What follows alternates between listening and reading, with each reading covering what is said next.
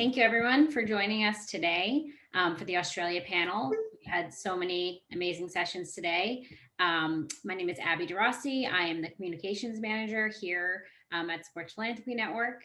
And we're really excited about this panel. We have two great people joining us. We have Trish Cruz from the Paralympics Australia and Ian Heininger, who is the CEO and co-founder of Charity Bounce. So we'll start with having both of you introduce yourselves, kind of give us your background, how you got to where you are today, and then tell us a little bit about your organization. Trish, we'll start with you. Thanks, Abby. Good morning, everyone. So it is 8 a.m. here in Sydney. As Abby said, I am the fundraising manager at Paralympics Australia. I've been there for a couple of years. My background has been traditionally in sport for social change. So I actually started my world there in the States. I did an internship at Orlando Magic in my 20s. And I'm really sorry, my dog's a bit frantic at the moment. So I'm going to apologise in advance for him. Abby, come here, come on, say hello. Good boy, sit down.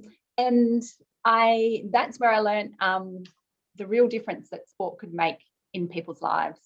In that year I spent in Orlando, and I was determined to come home and find some opportunities in some space to be able to do that through sport. So I've been very lucky to work in rugby league here, which is a football code, similar to your NFL, I suppose, in terms of it being a national league and on TV and professional, etc. Obviously, nowhere near the size of NFL when it comes to everything. I set up their first community program. I set up the first community program at an NRL team. I worked for a team for a long time called the Parramatta Eels. Many of my friends and colleagues in America used to say to me, the eel, what kind of a mascot is that? And it is a very strange mascot. However, Parramatta, where the eels are from, it has a river, and the Aboriginal people that grew up there and that founded that land believed that river was where the eels lay down. So that was why it was called the Eels. So I'm, really lucky to do that for 17 years. Then I worked for a foundation founded by one of our greatest athletes, Layne Beachley, who's a surfer. She won 7 world titles. She founded an organisation that supported women who were looking to achieve in anything. Started out in sport, but soon moved to business, art, science, etc. So I was CEO of that organisation for a few years, and then found myself at Paralympics. Yeah, so that's me. Great, you can go right ahead. Yeah, so I guess my background is I started working on streets of Sydney, working with homeless young people, like way back. Started as a youth worker, I guess trying to figure out how to get people out of entrenched, I guess, challenges and systemic issues associated with homelessness. So started there and sort of worked in youth work for a number of years. Then accidentally, I ended up working in the corporate space as well, mostly because I have children and it was expensive. So also I did psychologist background, but also worked in the corporate space, and accidentally ended up at the National Basketball League here, which is, I didn't know anything about basketball at that point. My favorite sport was NFL, always has been, but ended up in basketball accidentally. So sort of started to work with the league on commercial and operations, and ended up discovering, I guess, the power of basketball in terms of inclusiveness and promoting positive social impacts. So at that point, left the National Basketball League and launched what's now Charity Bounce about 4 years ago. So we launched that in 2016 and really discovered, I guess, the power of using the sport of basketball to actually make an impact in young people's lives. So our big focus is young people, and really my experience has been youth worker background way back, ended up in corporate. So I've kind of worked in the sports space, in the youth work space, and also in the corporate space. So sort of now trying to put all three together to make a difference in the world. So that's kind of a longer journey than that, but that's in a summary how I ended up here. Well, great. That's wonderful. I think, we'll kind of go right from there. I know, Trish, we talked about, how discussing the sport for social change, kind of what that means to you, how, the Paralympics are involved in that. And then Ian, you can kind of take that too. I think it's such an important topic, and I'm sure you guys have a lot to say on it. Yeah, absolutely. And honestly, I can't believe how much, it's changed in those many years since I was in Orlando. It's such a massive industry now. It's so amazing to see how many people recognize how powerful sport can be to so many people, especially in Australia. So, to see an organization like Ian's come up, like I said, when I first came back from America, I think there were many people who thought I was a bit strange. What do you mean? What do you mean you want to create these kind of programs? What will they do? And admittedly, at first, a lot of the reason they were created in Australia was for PR. I think a lot of organisations thought, oh, well, it's just a nice thing to do. I was always adamant, even before the term social impact came along, and what, impact and theories of change and etc. I was always adamant that there was no point doing a program unless it worked, and unless we knew it worked, and unless it made a difference. So from a Paralympics point of view, Paralympics in Australia has gone on a massive journey. Not long before the Rio Games, so probably 6 years ago, well, probably even a little bit longer now, 7 years ago, our organisation nearly went broke. The people at the top left, and the government had to come in and prop us up and loan us some money. They brought in a whole new team. Very proudly, we paid that money back, and we're the only national sports organisation to have done that. And we're on top. Our goal was to always have enough money in the bank to pay for the next games. COVID's obviously taken a massive hit with that goal, and we're not quite there, but we're in a much better place than we were.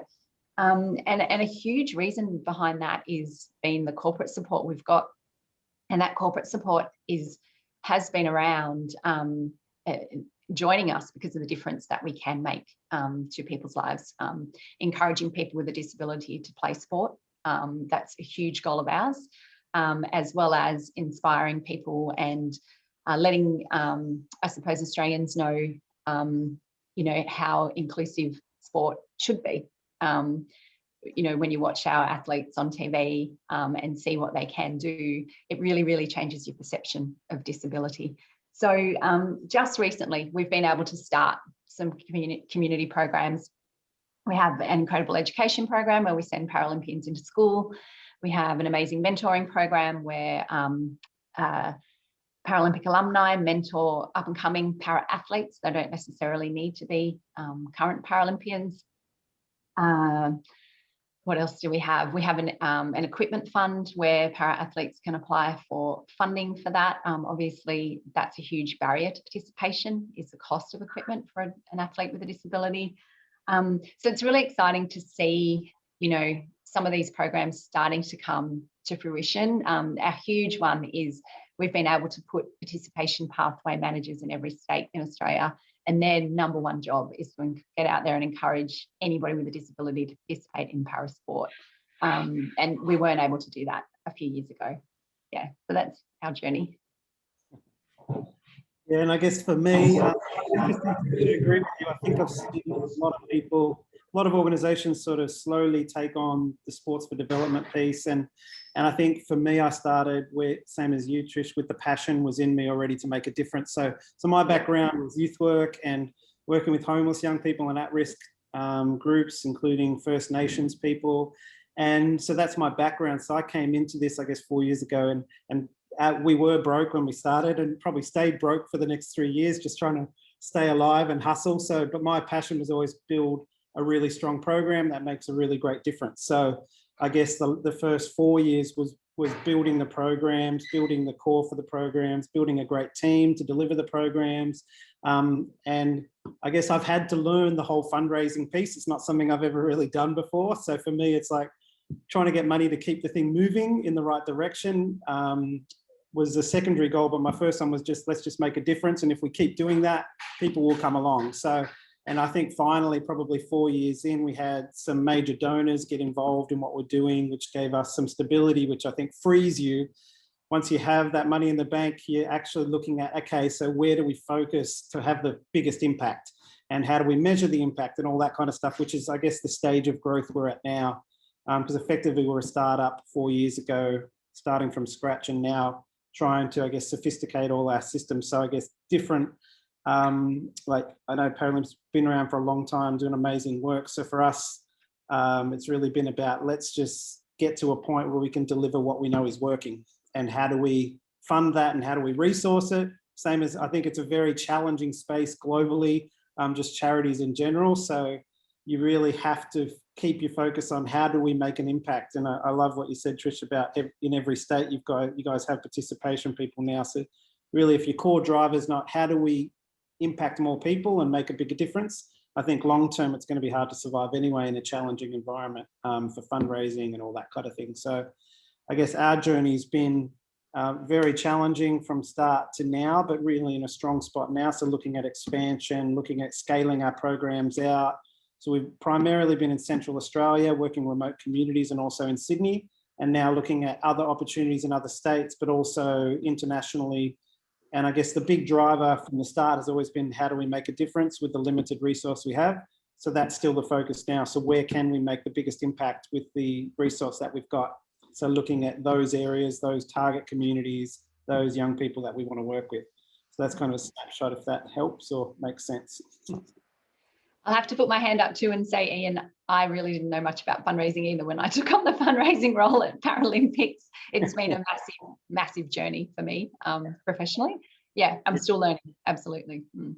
Yeah, I'm the same. We've got a lot to learn still. And I think, like you said though, Trish, if you're passionate about it and you actually believe that you are making a difference with what you're doing, I think that's half your battle right there. Yeah, so absolutely, the passion rubs off. And I think, Abby, in Australia, I definitely know we don't have as big a philanthropy culture in America as you do in America, and that is something that is changing very slowly. Very slowly, I think, compared to your rates of philanthropy and giving. I certainly know in our organisation, it's still a massive battle. We are in Australia, the term is not-for-profit with DGR status, so deductible giving status. So if somebody donates to us, they get a tax deduction. And it's very difficult for charities to get that in Australia. But we have a massive internal battle all the time. Are we a charity with not-for-profit status, or are we a national sporting body whose job is to create the best Australian team to win the most gold medals possible? And even our board, we've got a long way to go when it comes to creating that culture of philanthropy internally. And until we can get that right, it's difficult to expect people to do it externally. So that's probably our battle when it comes to philanthropy. It's interesting. I agree with that. Sorry, go on. No, I think it's very interesting to hear the difference between, here and there. And I know with COVID, our donors have really picked up in some ways, and then they've had challenges in other ways. So maybe you guys could talk a little bit about some of the challenges with fundraising, and you can chime in too. And then, some of, obviously how important it is to both your organizations. Yeah, I guess, over COVID, obviously, I think the larger organisations in Australia tended to do better over COVID, but the smaller organisations found a lot more challenging. That's kind of a lot of the feedback I've heard through the industry and just looking at the numbers. So smaller organisations like ours were all of our fundraising events. So for instance, we had Ray Allen, who's an NBA Hall of Famer, was meant to be coming out in April last year to do a big gala event, which was a major fundraiser event for us, probably the first one we'd ever looked at doing. So our first really fundraiser event, and we had to shut all that down because of COVID. We do, for instance, like annually do a Larapinta trek, which is a trek out in Central Australia where the Aboriginal owners actually run the tour for us and that kind of thing. And that's a fundraiser, so we had to cancel all those. So all of the local fundraising activations that we have started to do, they all got shut down over COVID. And it's not like we had a 700,000 person database, which some of the bigger organizations have to promote a program. So really that the grassroots sort of fundraising activations for us, we couldn't do, which definitely had an impact. And I guess, but for me, that kind of created, well, we need to look at sustainable funding models. So part of that whole journey for us is how do we build social enterprise activities, that kind of thing, so that generate revenues that can make a sustainable funding. Because also you can't depend on donors necessarily. You can a big base of donors, but if you've got a small pool of large donors, they may not be able to do that in coming years. So you have to look at your sustainable revenues that turn into you know, de-risking your organization over the life of it. So I think that's been a major focus of ours. So how about you, Trish? Yeah, so we're very lucky in that most of our funding comes from large corporates, and we didn't lose any of that, which I think you're right in, you know, our large corporates in Australia probably did better than many smaller organizations.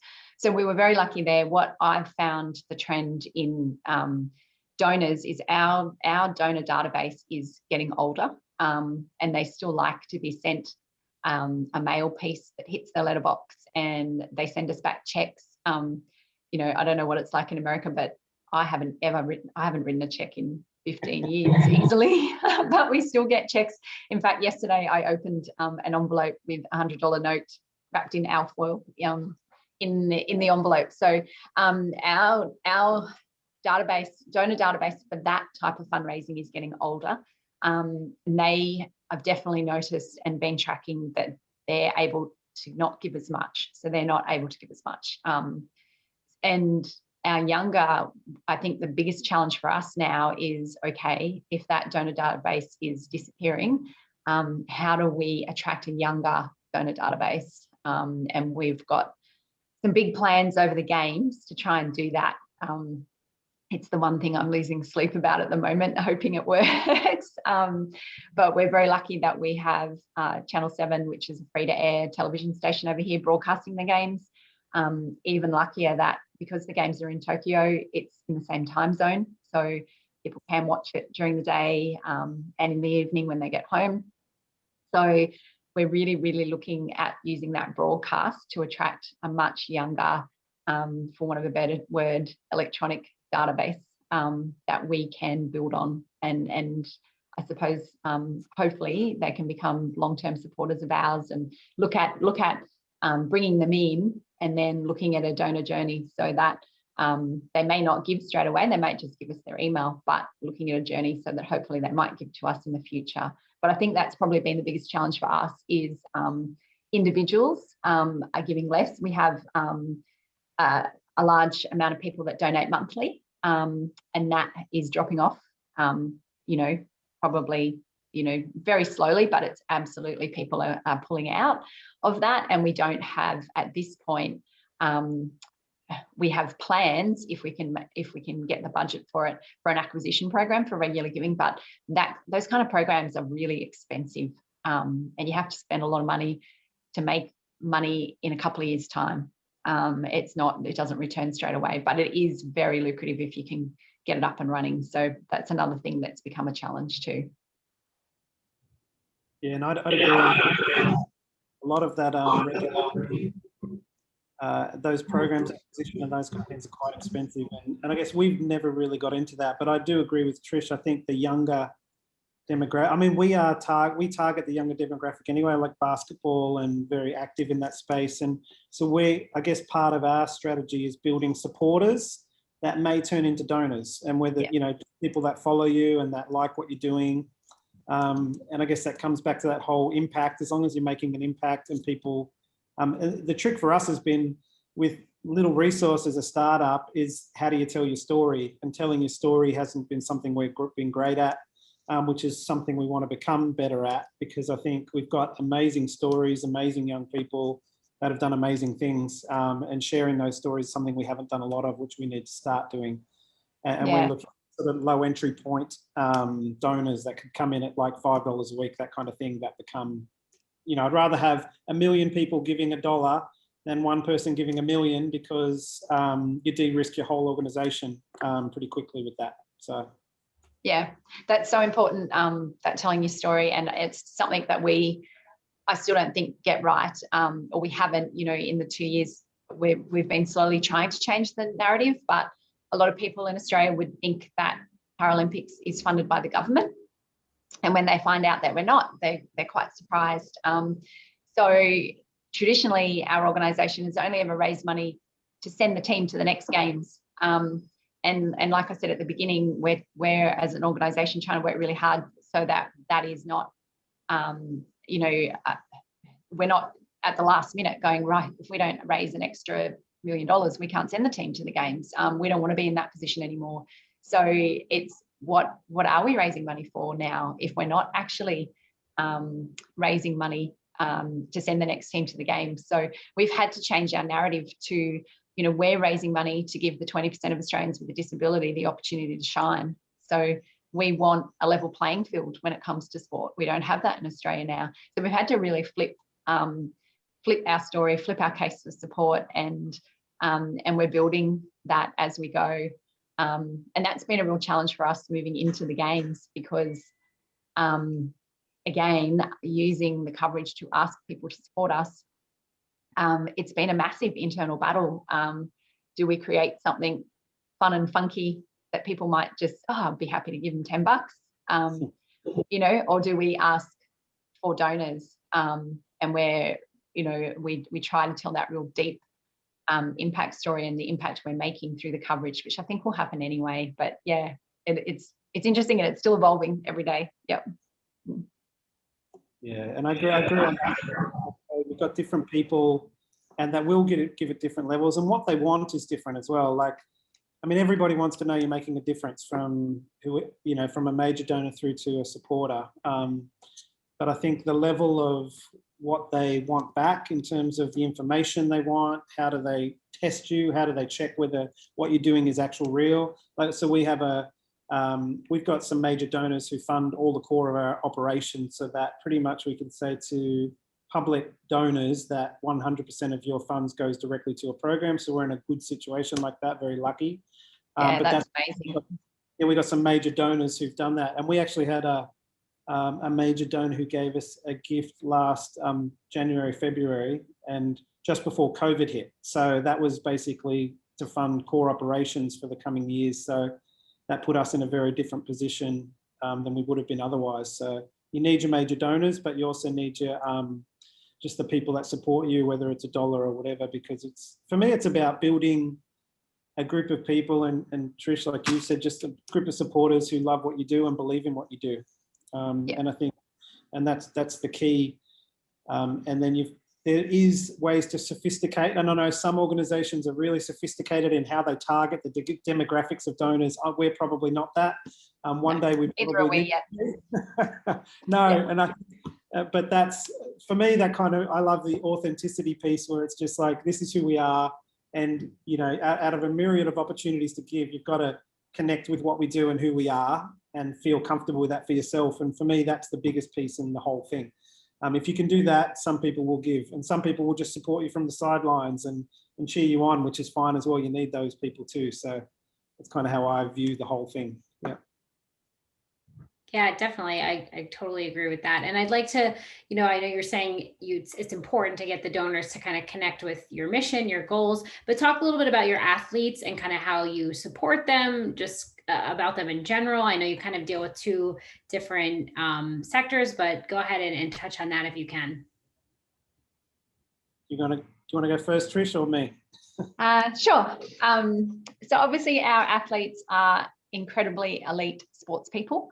And I think that's been another part of the narrative we've had to change. So our athletes hate generally being seen as a charity case, for want of a better term. They don't like people feeling sorry for them. They, you know, and we shouldn't feel sorry for them. They are amazing athletes first and foremost. They just happen to have a disability, and those disabilities vary massively. And I think that's probably been a real challenge for me when it comes to fundraising as well, and telling those stories without, you know, and every single one of them has amazing stories, and every single one of them has overcome so much to get where they are, you know, no matter no matter what they feel about, being a charity case, they're incredible people for getting where they are, and some of them, have injuries that they are born with, and that's just how they've grown up and they don't know anything different. And others have had acquired injuries along the way. So it's all of them have amazing stories. Sometimes when it comes to appeal time, so we're in the middle of our tax appeal at the moment, it's really, really hard to choose one because there are so many of them. We are concentrating at the moment when it comes to the support of them around, we're spending a huge amount of time and resources, and rightly so, around their mental health. There's, been COVID. We were saying before the call started that we really only had, depending on where you lived in Australia, we really only had lockdowns at the beginning of last year. There was one state that locked down for quite a significant time compared to others. But the postponement of the games really, really threw many of them. There were some athletes who couldn't train for another 12 months. They just financially couldn't be able to do it, or felt that their body couldn't cope with another 12 months. So they were looking at Tokyo potentially being their last games. So the postponement was a huge disadvantage to them. But then we had other athletes who up and coming, and all of a sudden, wow, I've got that extra year of training. So dealing with that, and supporting them through those journeys has been really, really, I suppose, a focus of ours. And then heading into the games, it is going to be such a different games. It's really sad, actually. They will make the most of it and they're going to compete and they can't wait to get there. But they literally are going to be competing, going back to the village. And when they go back to the village, they'll be in the Australian allotment and they will not be leaving it. It'll be like, for want of better terms, being under house arrest. And obviously, there will be some people when they come back from their performances that will be desperately, desperately over the moon with how they achieved, but there'll be others that'll be the complete opposite. So we're spending a lot of time and resources trying to figure out how we keep them motivated, focused, engaged, how we keep them connected. I suppose connected's been probably the biggest word that we've been throwing around, because they're not going to have their support network with them. Some of them will have carers with them, but they're not going to have mum or dad, their partner, no one with them. So it's going to be a lonely experience for many of them. So it's been since COVID, it's been a really interesting journey, that part of it. And I guess we've engaged players from really the start of what we've done, including some NBA players. We've had some NBA global directors here running programs, US Olympic women's team gold medalists. We've had also, like I said, we had Ray Allen coming out last year. We've also worked with the local National Basketball League as well as the Women's National Basketball League. And a key thing for us has been finding players that actually want to make a difference for us. So we work a lot through the players' associations. We've worked with the Australian Players Association, also with the NBA, the Players Association over there, around engagement with players. The key for us is finding players who actually want to impact young people. So we often get players that want to come and just be involved because they want to make a difference. So they want to come out to Central Australia, they want to come run clinics. So we have about 40% of participants across all our programs are First Nations people. Then you've got about 20% would be newly arrived refugee, humanitarian backgrounds, about 40% women across all our programs as well. So a big driver of ours has always been engaging the female athletes, because in Australia anyway, sometimes the women's league doesn't get much attention, doesn't get in the news, they don't. So that's been changing, which is great over time. But engaging the female athletes has been really key for us about inspiring young women into sport and opportunities. But we found players have been very engaged, and sometimes you've got to choose between players that want to be involved in programs, because there's a lot of people that want to do it.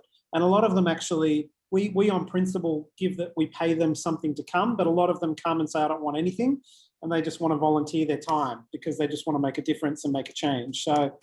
So we've been really lucky like that, and we've been really heavy on engaging with players. So we've now employed 2 former players who've retired.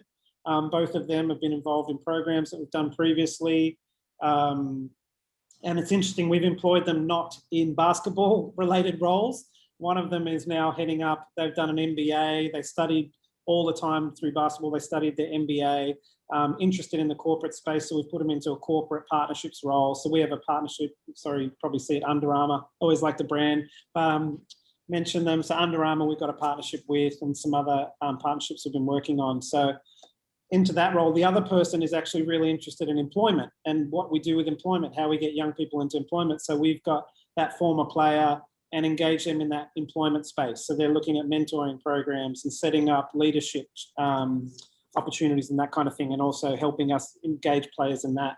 And I think from COVID, a challenge for us was we can't physically run programs. So we had to cancel all our schools programs. We had to cancel all our Central Australia programs.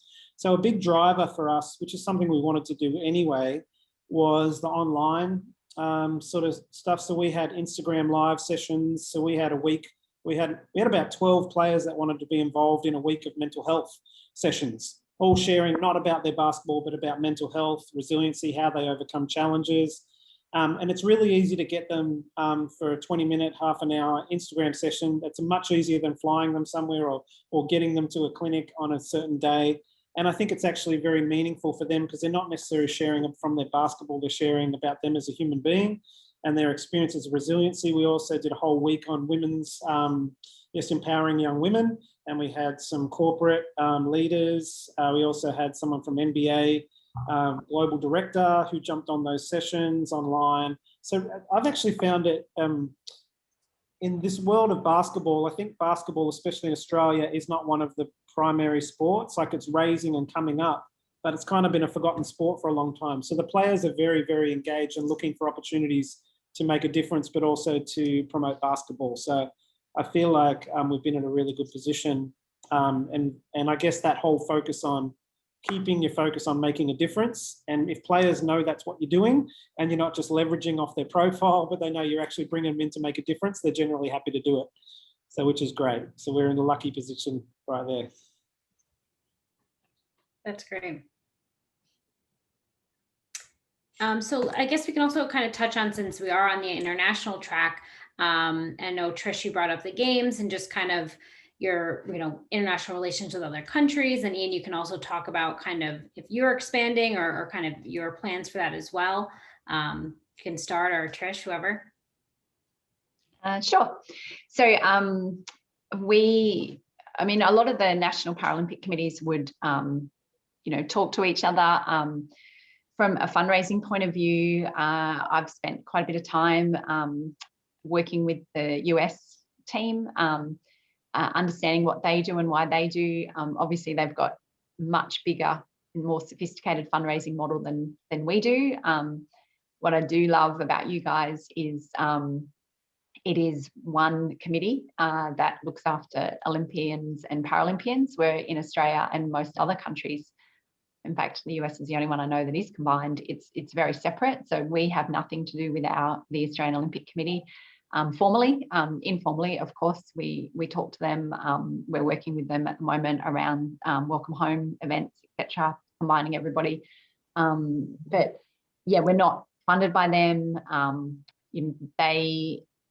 Their funding is actually being set up from the money that was made during the Sydney 2000 Games, and has been kept. We've been working with them very closely around the Brisbane 2032 bid. So for some people who may not know, we're very hopeful that in about 3 weeks' time, it may be announced that Brisbane will host the 2032 Games, Olympics and Paralympics. So that's actually a massive project that I just stopped working on and was incredible in terms of understanding the way the International Olympic Committee and Paralympic Committee find host cities now and how they determine what they're interested in.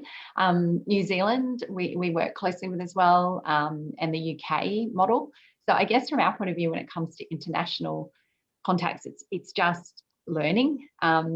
The Canadian team have been really sharing with us as well. So they're having a great fundraising model that we started last year and had to cancel because of COVID, but we have some planned, hopefully, after the games. They run this incredible fundraising model called Paratough Cup, and it's a corporate fundraising event where you would send a corporate team to participate in a day's worth of para sports. So wheelchair basketball, sitting volleyball, goalball, etc. And the winner of that, day wins the Paratough Cup. So we did 2 just before COVID last year, and they were incredibly successful. And the Canadian team have been, really great at sharing that model with us and allowing us to replicate it and, change it slightly here. So I think internationally from us, it's about sharing and just seeing what everyone else is doing, sharing key learnings, sharing what didn't work is probably the most important thing when it comes to international relations as well, is understanding from their point of view, what hasn't worked in their space, so that if we're going down the same path, we're aware of it. Yeah, great. I love what Trish said about sharing. I think that whole concept of sharing between organizations, it can be, especially in a space that can be challenging, fundraising, and, you're competing for limited dollars, although I don't think we're actually competing for limited dollars. I think the more we collaborate, the more money will come through the sector anyway. So I think sharing and collaboration is a great thing. So I love what Trish said there. And I think, so us internationally, like we've had international players come through Australia that we access. But in terms of delivering programs in other areas, we're looking at the US. We were looking last year at the US, but then COVID happened. So we're looking to launch some resiliency programs in the US and also some career mentoring projects as well around employment for disadvantaged young people.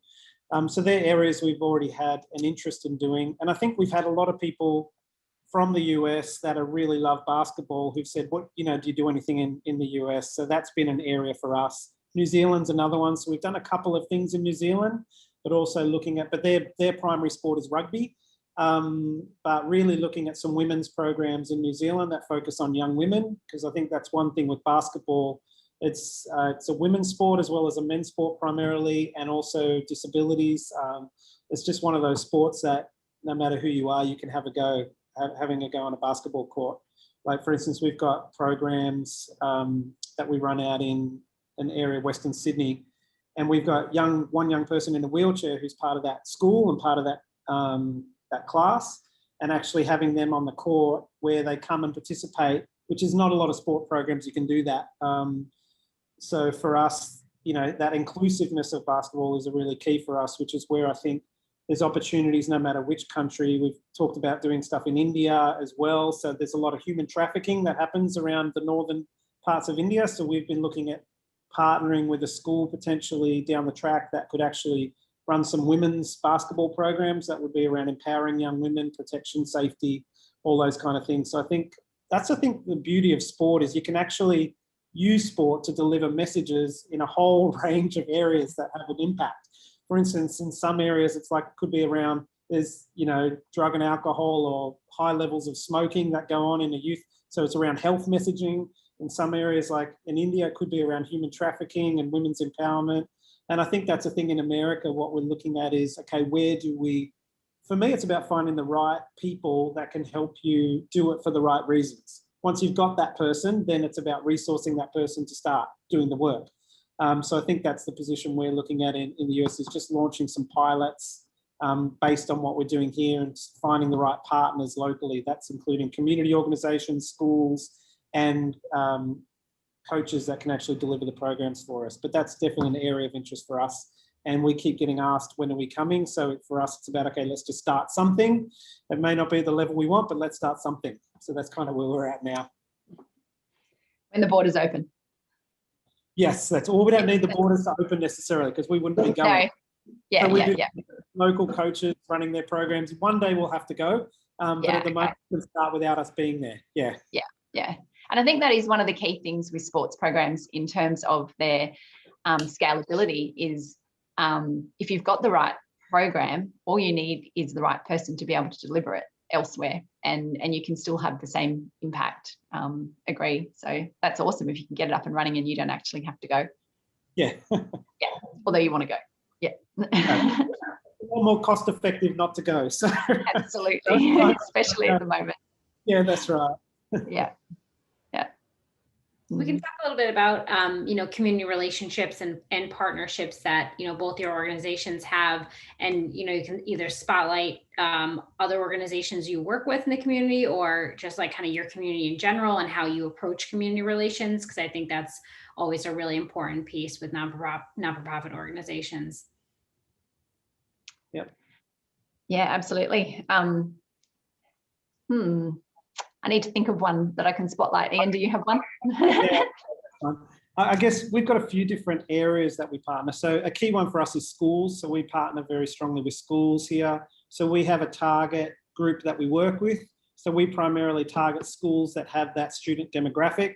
So it could be a large percentage of First Nations, Indigenous young people, could be large population of newly arrived refugee, very culturally diverse groups.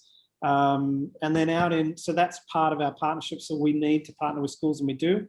I guess because I'm a youth worker background, I know the power of collaboration as well. So I'm very big on, let's not try to do what someone else is doing. Let's partner with someone who's already doing something in the area we want to go. So part of our scaling, I guess, approach will be, let's find local partners who we can work together. So for instance, we're looking at launching a program in Victoria, but we'd be partnering with an Indigenous organisation down there that we can work together with. And then also, and if you talk about Central Australia, I guess the whole partnership piece is critical. So if you don't partner with the community and you don't partner in the right way with the community, they won't want you there, and they won't want you to come back either. So a big part of ours is about that. Let's talk to the communities, ask them what they want. Let's not tell them what we do. Let's ask them what they want. Let's start there.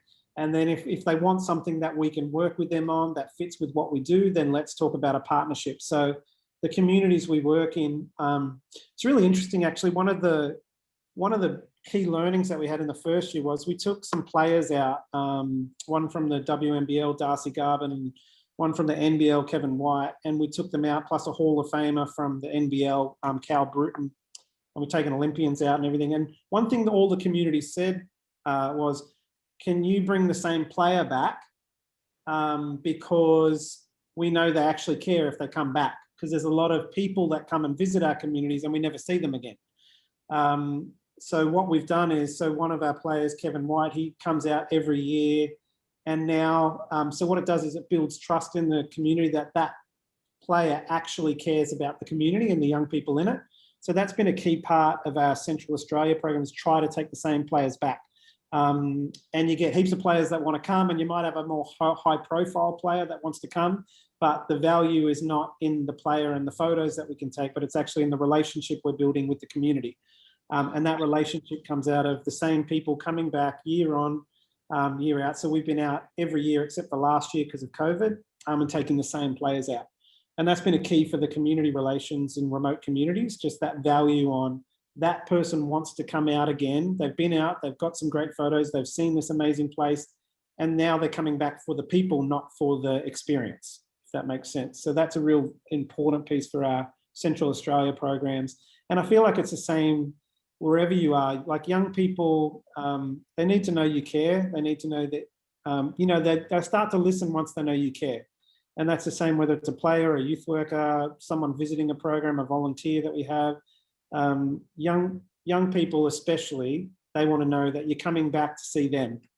And the more we do that and create that through our partnerships and through the people that we have involved, the stronger the impact has on the young person, and really which is what we're all about. So that's kind of a summary. So I think that school partnerships and the community partnerships are critical to us. If we don't do them, we even had an organisation wanted us to be involved in something, and they said, do you need to put up banners? Do you need to do this? I said, no, we're just here supporting your event, and we'll back you and we'll support you.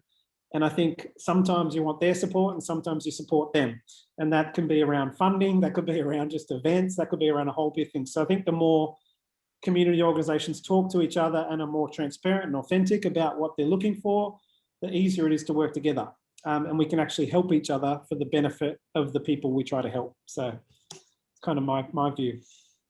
It's so true, Ian, and I love that you said, that you don't necessarily, you believe that you don't have the answer everywhere, but there are other people doing amazing things that you might be able to work together with and partner and make an even bigger difference. And I think that is really refreshing. And a lot of, especially at the big organisations, probably in Australia, I'm not sure about elsewhere, wouldn't think that. And you know, I definitely saw that in my NRL days, that the power of joining forces with an organisation that was just needed that, you know, little bit of oomph, get us over the line. And I definitely saw that, you know, one of the key things in community, like you said, is making sure you have the right players in that space, representing you and working with you. We are starting that community journey ourselves at Paralympics now, starting again. You know, I think that we used to have that many years ago. And I have recognised that straight away. I mean, we, like I said before, are we a sporting organisation? Are we a not-for-profit? We don't have the resources to set up a huge amount of community programs. So I don't expect us to do that. There's no way we'll be going out and going, right, you know, we're going to create a resilience program, for example. We just don't have the resources to deliver that. But what I would love to do is find people in the disability space who are delivering incredible programs that we might be able to partner with to help them take their impact to another level. And I guess that's how we will be starting it. Australia has a huge disability space. It's very different to America. So it's called the National Disability Scheme, the NDIS. The way disability is funded has changed here massively. So if you have a child with a disability, you have funding that is given to you by the government, and you choose how you spend that funding on resources. So it's completely, and you can go out and find that provider based on what you're looking for. So it's completely flipped the disability space. And so I guess for us, that will be key. It'll be going out and finding those providers and working with them. We don't want to become one of those providers. We just don't have the resources, and that's not our expertise. And I think that's really important, is recognizing when you are in the community, what is your expertise and what are other people's expertise, and how can you work together? Yep. It's really good. And yeah, you guys can just kind of talk about the future of your organizations and, you know, either your long-term goals or new programs you're launching that you're really excited about. I'd love to hear your thoughts on that as well. Yep, sure. So our short-term goal is to get through Tokyo and get everyone home safe. And then, believe it or not, you know, I think our games finish on the 5th or 6th of September, the 5th of September, and the Beijing Winter Games are in March. So where we would normally have a 2-year turnaround for that, we have 6 months basically. But we have written what we call our Paris strategy. So the next Summer Games are in Paris. And the biggest change in our strategy moving forward is that community space. So it is, you know, we are no longer a sporting organisation that provides elite athletes to compete overseas. So we are an organisation moving forward that is really focused on making an impact in our community, making sure we do it effectively, making sure that we can communicate what that impact is.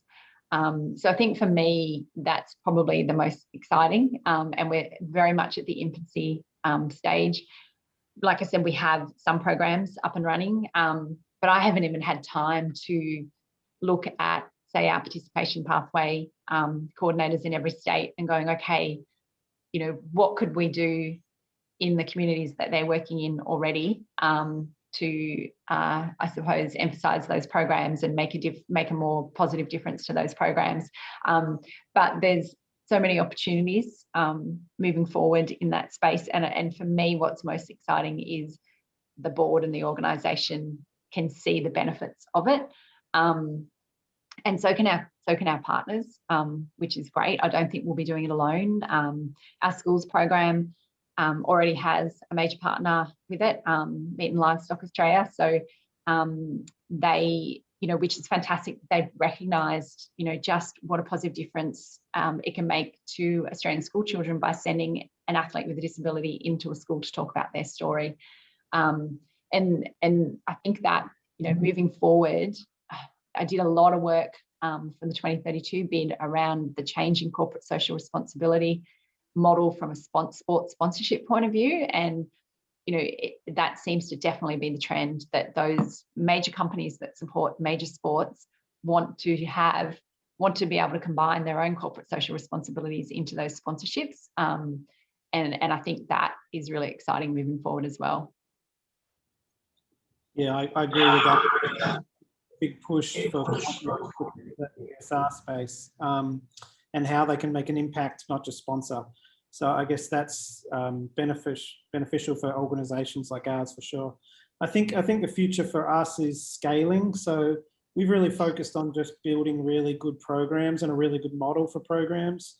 Haven't focused too much on the revenue side or the growing it to new regions. So I guess the next stage for us of Charity Bounce for the growth is expanding what we do to other areas. So we're looking at some programs in Victoria, Queensland, and again in the US. And so for us, it's about building the framework and the systems behind it to be able to remotely keep your quality control. So making sure the programs are doing what they're meant to do. And how do you do that from another country? How do you do that from another state?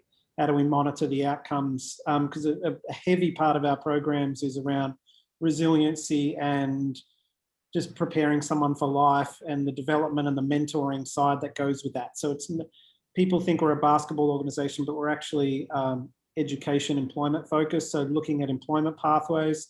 So a key program for us into the future is our youth employment program, where we employ local coaches. So for instance, in 2019, we went out and we trained some Indigenous coaches in local communities to run programs in their own communities. So a big push for us will be training local young people who will become leaders in their community on the court, but also translates to off the court, where we actually train local young people who can actually get them mentors. So get some experienced mentors who want to mentor that young person to become a great coach, but also just succeed in life, and then get them to run programs in their local area.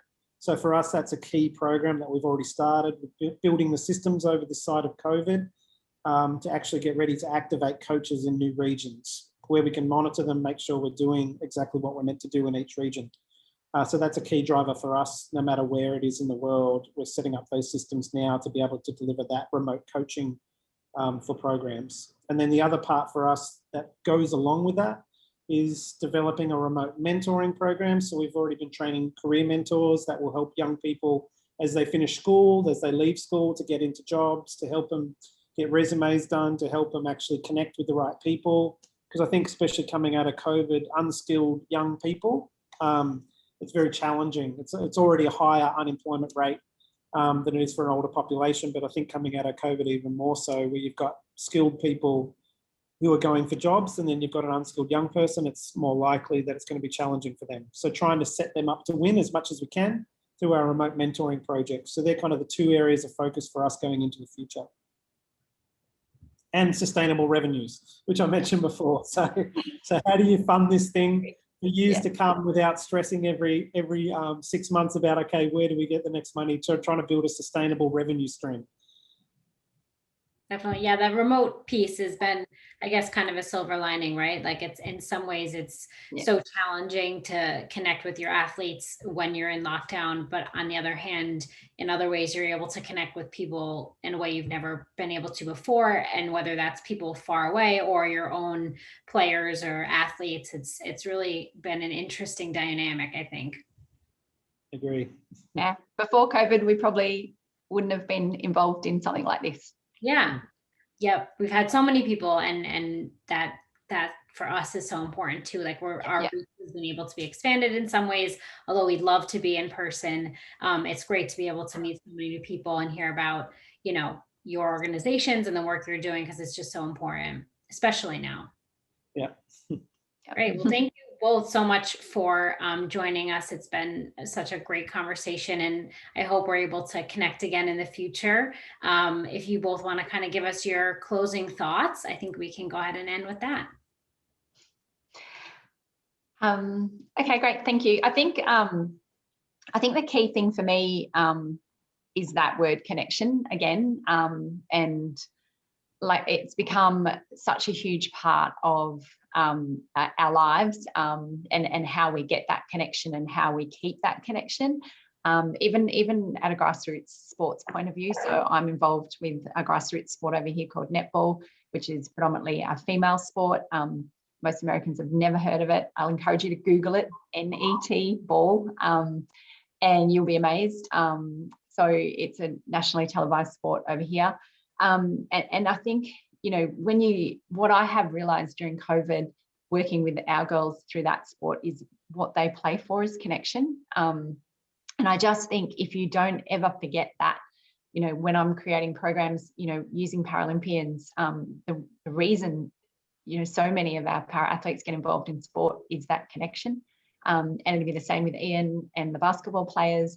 It is why Ian's programs work and why they make a difference, is because it's providing those kids that connection. And I just think it's something that, you know, whilst many of us feel disconnected from different people at COVID, during COVID, it's finding those connection points and using them and moving forward. And just, I suppose, just don't forget that that's why people get involved in sport. And if you can do that, I think it's really powerful taking that forward. Yeah, and for me, I think the key part I think about is the power of hope. So I'm very hopeful about the future. I'm hopeful for the world. I think this has been, especially COVID, has been a level of awareness of things that most people don't even look at, don't even pay attention to. So I think the power of hope for what's ahead, I believe I'm a hopeful person. Some people are pessimistic, but I'm very optimistic about the future.